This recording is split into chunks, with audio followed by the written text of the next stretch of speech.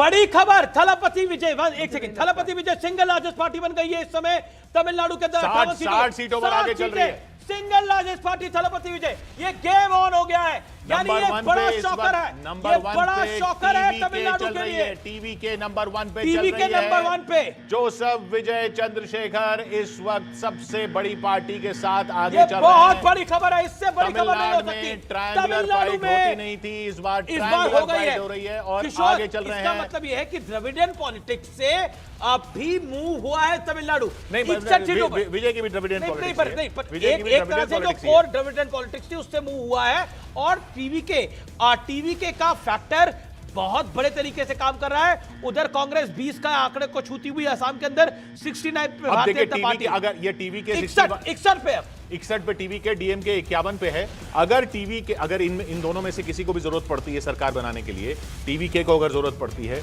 तो टीवी के ने हमेशा अन्ना डीएमके का सपोर्ट किया है। हालांकि बीजेपी से दूरी बनाई है, बीजेपी से दूरी बना के उन्होंने काम किया है। जब उनका फैन क्लब होता था, उस फैन क्लब ने भी अन्ना डीएमके को ही सपोर्ट किया था। तो अगर ये बात आगे इस बात पे आती है कि किसका सपोर्ट लेना पड़ सकता है, तो वहां अन्ना डीएमके और टीवी के जो हैं वो एक कॉम्बिनेशन बन सकते हैं अगर जरूरत पड़ी तो।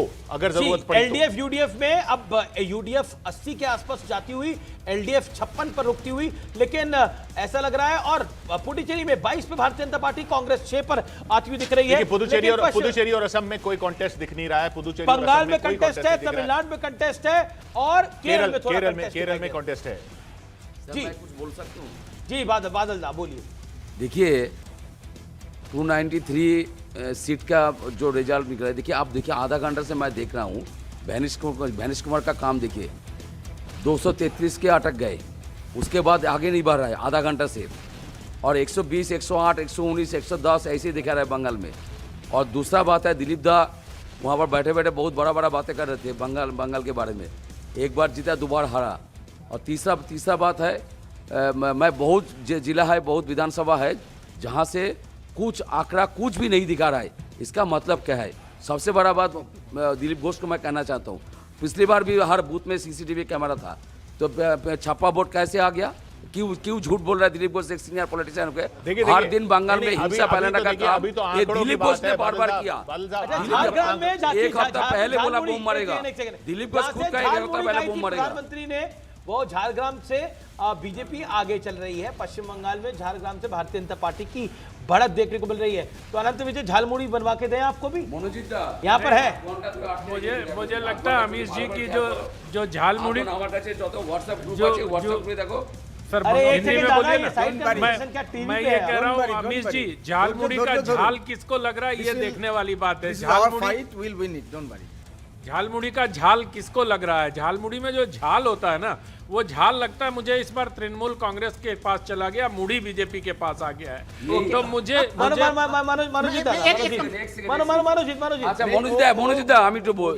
झाल नहीं कहा, जाल कहा। जाल मतलब होता है नकली। आनंद जी, अब ये 91 लाख वोटर को काटा दिया। इस झालमुड़ी में नमक साउथ 24 परगना में टोटल 15 सीटें हैं, 16 सीटें हैं, 15 पे टीएमसी है, 1 पे भारतीय जनता पार्टी। तो 31 पे 31 ही मिलेगा साउथ में, सब जगह से आ रहा है। कलकत्ता में 11 में 11 ही आएगा। बात कर लेते हैं नाडिया में, टीएमसी को बढ़त है, 8 सीटें मिल रही है नाडिया में। आप लोग कुछ कहिए, आधा घंटा से भैनिश कुमार पूरा अटक के रखा है, आधा घंटा से 60 सीटों से अटक के रखा है। क्यों नहीं आ रहा है? हार रहे हैं चुनाव। भैनिश कुमार कंप्यूटर में क्या कर रहा है? एक सेकंड दादा, पीछे कमेंट्री मत करिए, रिक्वेस्ट है मेरी। अधीर रंजन चौधरी चुनाव में पीछे चल रहे हैं, इसमें कोई दौरान नहीं। मौसम बेनजीर नूर जो है वो आगे चल रही है, ममता बनर्जी भी पीछे चल रही है लगातार।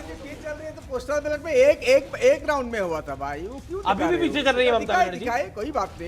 कोई बात नहीं, थोड़ा एक मिनट रोक रहा हूं आपको। गौरव गोगोई क्या कह रहे हैं वो सुन लेते हैं। असम में स्वीप दिख रहा है बीजेपी का।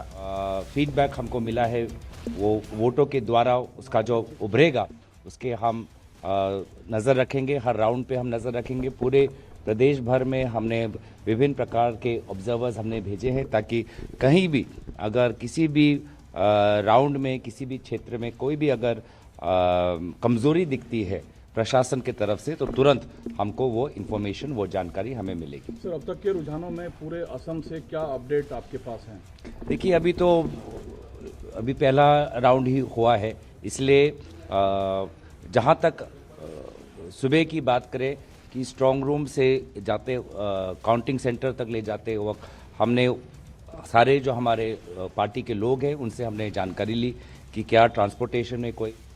तो गौरव गोगोई कह रहे थे अभी इनिशियल ट्रेंड है, लेकिन इस इनिशियल ट्रेंड के अंदर अब तो करीब सवा घंटे की काउंटिंग हो चुकी है। उसमें असम में कांग्रेस बहुत पीछे चल रही है, 68 पे बीजेपी है, 68 पे बीजेपी, 23 पे 23 पे कांग्रेस और AIUDF सिर्फ 2 सीटों पर और आगे चल रही थलपति है। विजय अब थलपति विजय 60 और 45 पे अब डीएमके तीसरे नंबर पे भी जा सकती है अगर 45 से ही आगे बढ़ता है अन्ना डीएमके का आंकड़ा। मणिशंकर अय्यर हमारे साथ यहाँ पे बने हुए हैं स्टूडियोज में। Manishankar Aiyar, this is a surprise factor. Thalapathy Vijay की पार्टी जिस तरह से परफॉर्म कर रही है और डीएमके स्ट्रगल कर रही है नंबर 2 नंबर 3 के लिए। AIDMK और डीएमके में 2-3 सीटों का गैप है इस समय। मुझको हैरियत हो रही है इन नतीजों को देखकर, क्योंकि स्टालिन साहब ने न केवल बहुत ही अच्छी सरकार चलाई है पिछले 10 साल में, साथ साथ उन्होंने इनकलाब का झंडा चढ़ाया है। और मैं उम्मीद रखता हूँ कि जो भी वहाँ जीते, जिन विषयों पर स्टालिन साहब ने ध्यान आकर्षित किया है, उनको हम आगे बढ़ाएं, क्योंकि वो दक्षिण भारत के हित में है और तमिलनाडु के खास। ये डीएमके अन्ना डीएमके का जो ये 2 पार्टी सिस्टम चलता था, वो उस पर फटीक फैक्टर हो सकता है जो टीवीके को आगे ले जा रहा है। मेरी समझ में नहीं आ रहा है, लेकिन ये मैं कहूँ कि नाच करने का तंत्र सुशासन से आगे बढ़ गया तो तब तमिलनाडु का भविष्य बहुत अंधेरा। पर वहां तो सिनेमा से प्रभावित पॉलिटिक्स बहुत पहले से रही है। देखिए, जो मुका स्टालिन ने किया है तमिलनाडु में, लेकिन देखिए अब स्टालिन तो नंबर 2 नंबर 3 की लड़ाई लड़ रहे हैं। प्रगतिशील इस देश का तमिलनाडु है और उन्होंने इसको आगे बढ़ाया है, और कि इतने अच्छे शासन चलाने के बाद ऐसे नतीजे निकल रहे हैं, तो इसका मतलब बनता है कि शायद सुशासन की आवश्यकता न हो, नाच का तंत्र। इसको कैसे कह सकते हैं जनता किसको? देखिए 50-50 डीएमके अन्ना डीएमके दोनों 50-50 और हो गए, देखिए दोनों बराबर, दोनों बराबर। 66 पे डीएमके, जैसा भी थोड़ी देर पहले हम बोल रहे थे, डीएमके लड़ाई लड़ रही है नंबर 2 और नंबर 3 की, नंबर 2 और नंबर 3 की लड़ाई लड़ रही है। असम में बीजेपी लड़ाई में अन्ना डीएमके और डीएमके बराबर है, दोनों नंबर 2 हो गई है। ये देखिए, याद कीजिए, स्टालिन कांग्रेस को सीटें देने को तैयार नहीं थे। क्यों? क्योंकि कांग्रेस भी पहले टीवीके से थोड़ी देर कुछ वक्त बात कर रही थी, तो स्टालिन को यह था कि अगर इनको ज्यादा सीटें दे दी और कांग्रेस की कुछ सीटें आ गई मैंने तो वो सुबह कहीं ही बोला टीवीके था के साथ में चली तमिलनाडु में जाए। हैंग होगा।